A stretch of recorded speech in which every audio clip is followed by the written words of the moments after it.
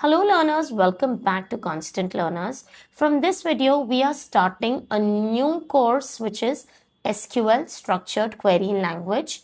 We are going to go in depth with all the concepts that are related to SQL, and we will also look at lots of practical examples to understand how SQL queries work in real life. Let's get started. Loads of data is being generated every single day. Initially, this data was stored in a traditional file system where data is separated into files. However, it was convenient only for small amounts of data.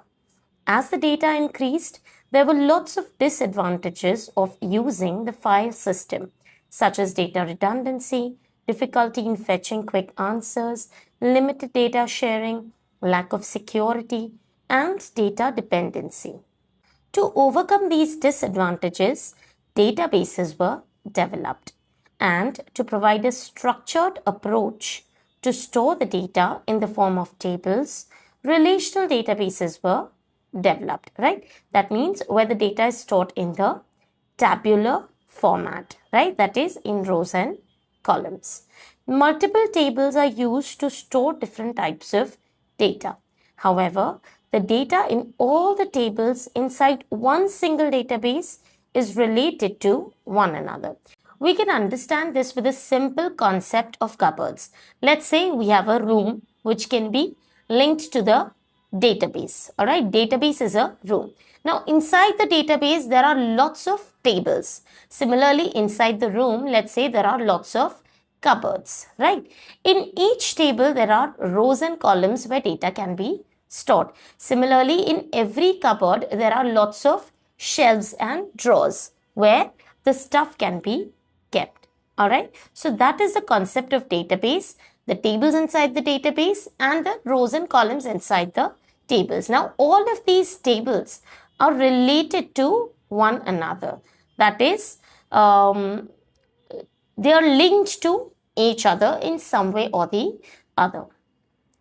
SQL stands for Structured Query Language. It is a standard language that is used to communicate with a relational database. In simple words, SQL is used to store, retrieve, modify, and manage data inside a database. Now, we as humans communicate in different languages. However, database cannot understand this language. Thus, we need a common language to communicate with the databases.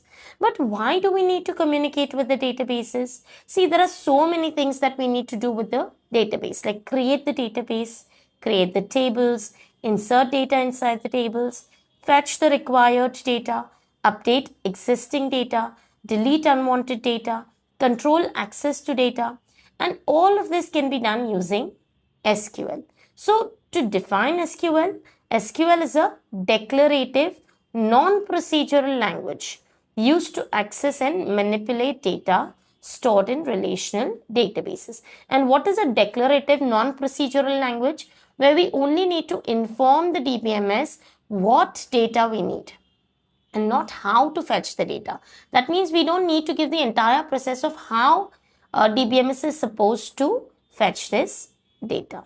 Now, SQL queries follow a fixed, well-defined syntax, right?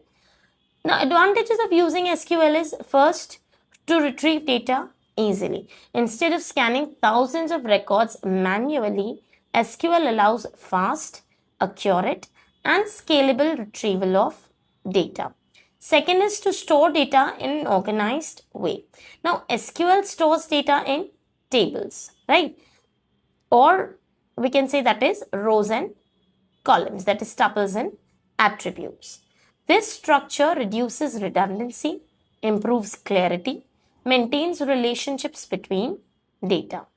Next is to modify the data safely. Now, SQL allows controlled insert, update, and delete with conditions.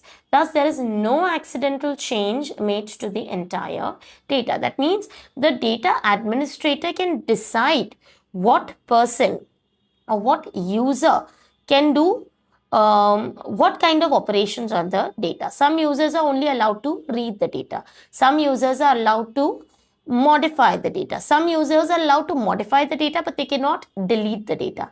And only some users can delete the data. It all depends upon the permissions given to the respective users. To maintain data integrity using SQL constraints. Like, see, constraints we've already discussed in DBMS, right? Constraints are some kind of rules that we apply on the tables so that certain type of data is stored in certain columns, right? For example, we declare the primary key, foreign key. We declare the column to be unique, wherein no repetitive data is allowed. We use check, we use not null. That means the column cannot be null. We cannot have null value inserted in certain columns. For example, student ID or roll number or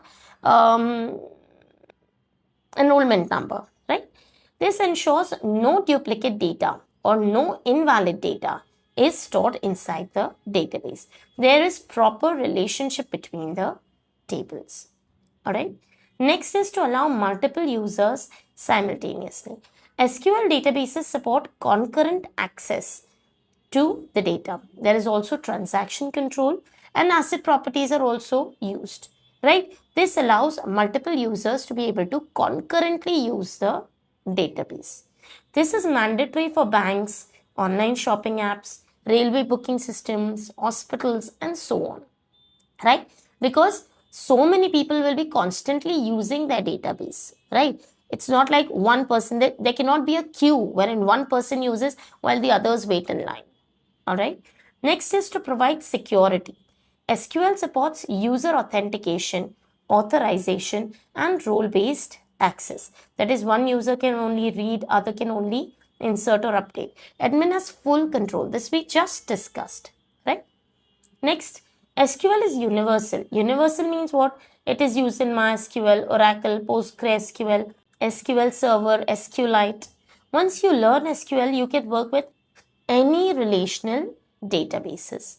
Alright, so SQL is needed because it provides a simple, powerful, and standard way to store, retrieve, and manage large amounts of structured data efficiently and securely. Alright, stay tuned to learn SQL in depth from scratch. Don't forget to give this video a thumbs up and subscribe to the channel for more. Thank you so much for watching.